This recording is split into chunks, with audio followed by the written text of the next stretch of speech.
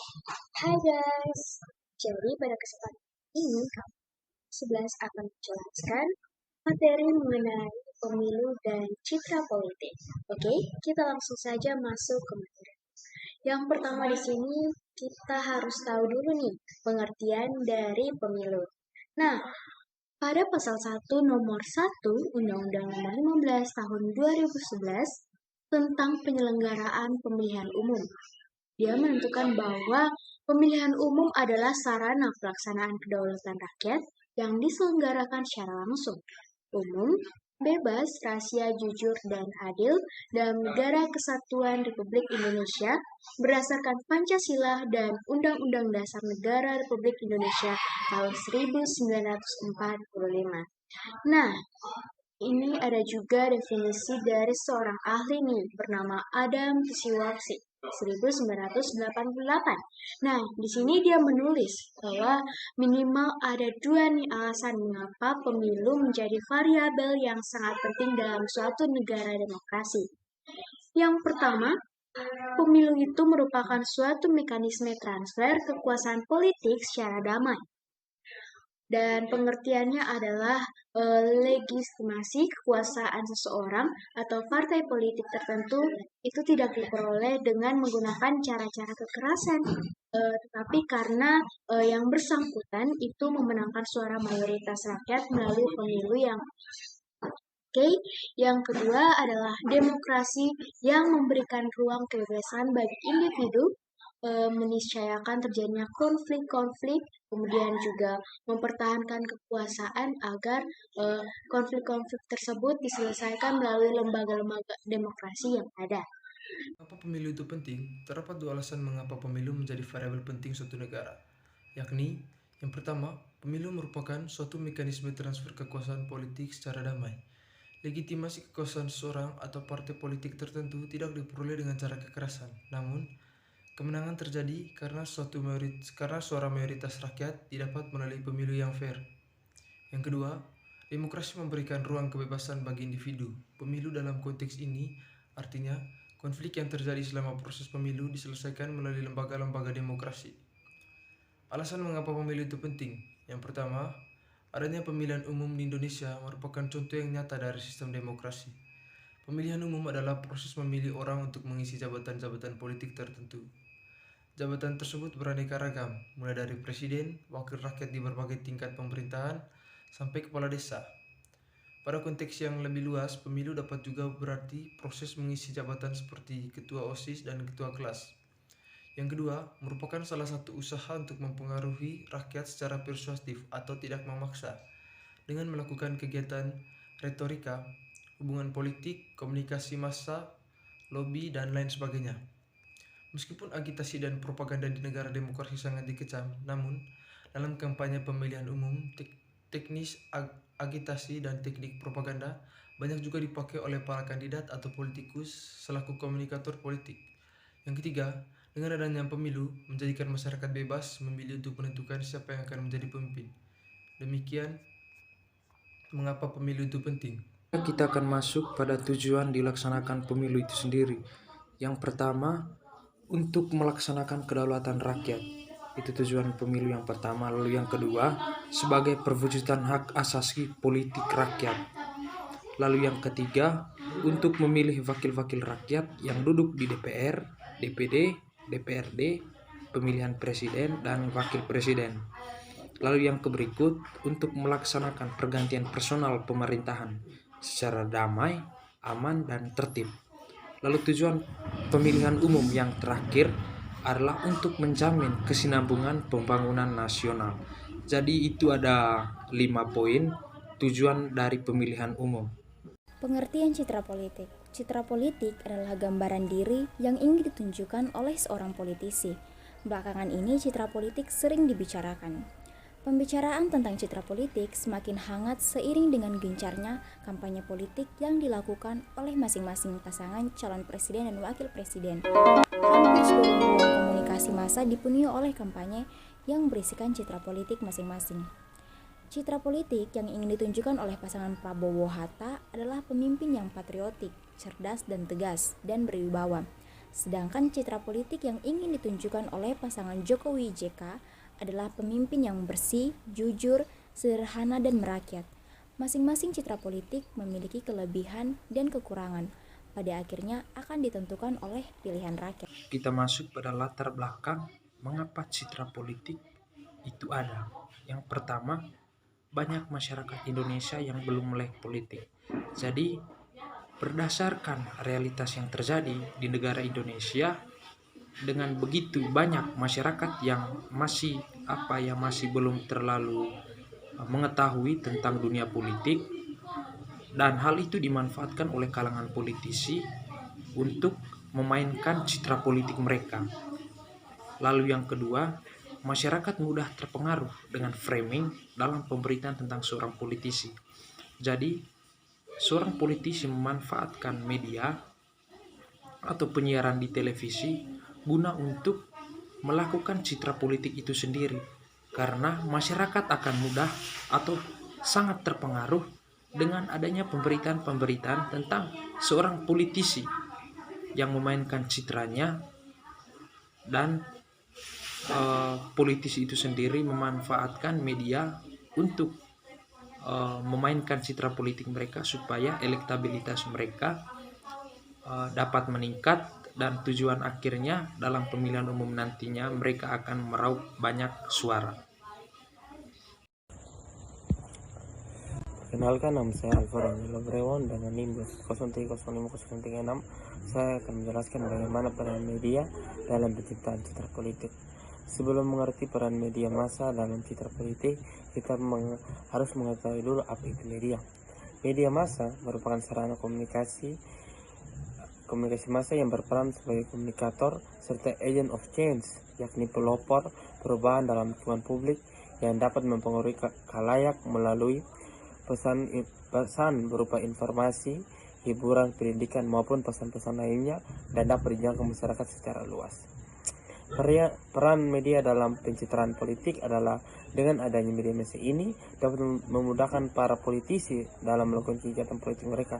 Contoh, para politisi atau partai politik tidak perlu lagi turun ke lapangan untuk melakukan kampanye, cukup memanfaatkan media massa dan juga teknologi. Kampanye bisa dilakukan di mana saja dan kapan saja, dan dapat disiarkan melalui mana saja, dari televisi, radio, surat kabar, dan masih banyak lagi. Jadi ketika seseorang atau sebuah partai dalam melaksanakan kegiatan politiknya harus memanfaatkan media massa dan juga teknologi zaman sekarang ini. Sumber saya mendapatkan dari Ali Mustafa, peran media massa dalam berbagai sarana politik partai. Sekian dari saya, terima kasih.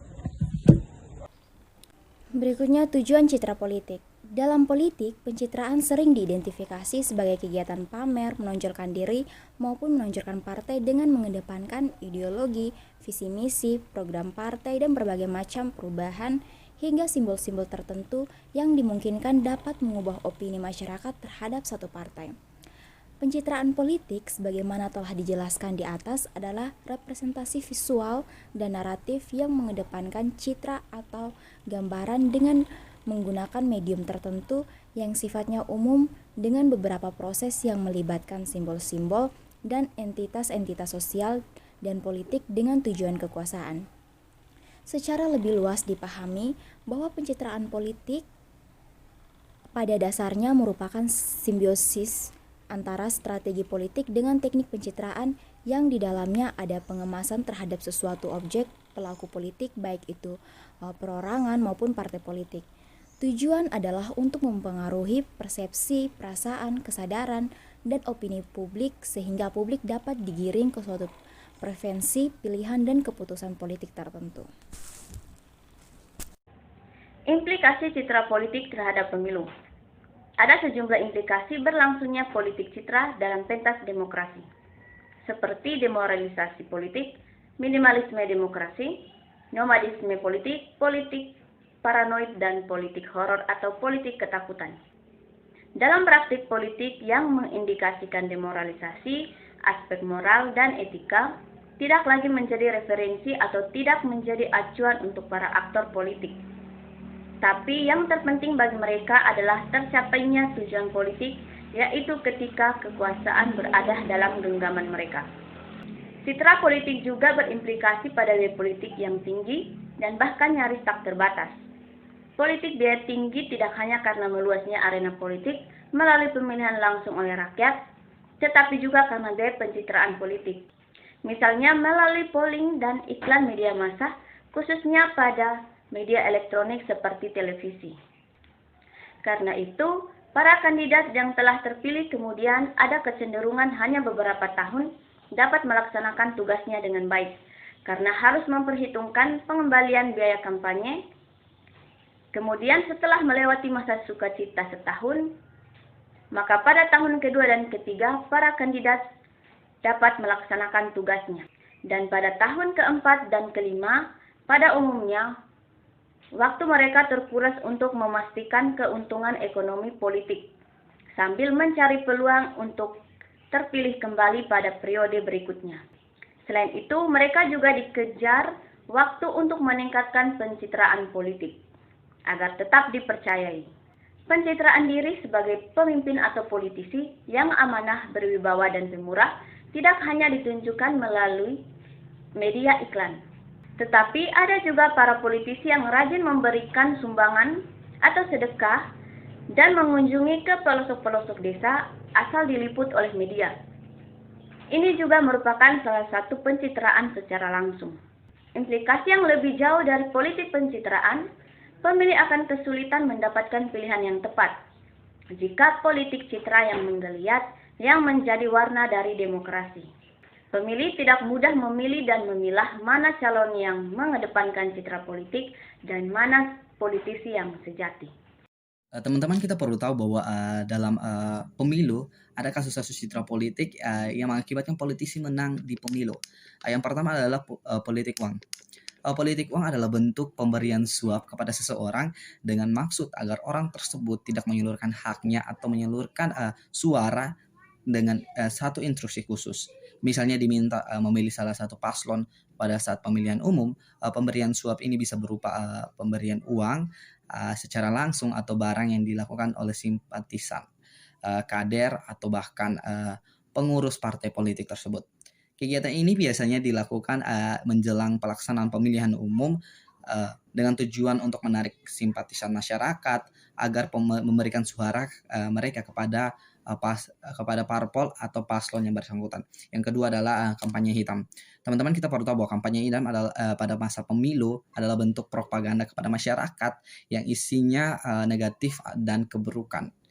Kenapa disebut negatif dan keburukan? Dari lawan politiknya, keburukan tersebut digunakan untuk merusak citra dan mempertanyakan reputasi dari lawan politik yang dimaksud. Target-target kampanye hitam ini tersebut bersangkutan dengan biasanya tidak hanya menyasar secara personal, tapi juga bisa mengarah kepada keluarga, kerabat, atau bahkan lingkungan atau tempat kerja orang tersebut dilakukan pada orang tersebut. Berbagai media digunakan, media untuk melakukan praktek kampanye hitam seperti media sosial, majalah, baliho, koran, maupun lain-lain. Kampanye hitam ini adalah bentuk kecurangan saat pemilu yang dapat merugikan lawan politik secara personal. Teman-teman, kita perlu tahu bahwa bukan dua poin tersebut juga, ada satu poin yang merupakan bentuk kecurangan dari pemilihan pemilu tersebut. Yang ketiga adalah penggelembungan suara. Saya rasa bahwa poin ini adalah memiliki suatu keburukan bagi masyarakat karena suara yang dipilih, penggelembungan suara atau mark up adalah bentuk kecurangan yang mana oknum panitia atau pihak tertentu merubah data hasil pemilihan umum yang semula suara itu kecil menjadi besar. Biasanya ada pihak yang menjanjikan keuntungan bagi para oknum yang melakukan penggelembungan suara. Tujuan dari kecurangan ini adalah untuk menambah suara dari salah satu calon tertentu. Selain itu, kecurangan ini merugikan calon lain yang memperoleh suara secara sah.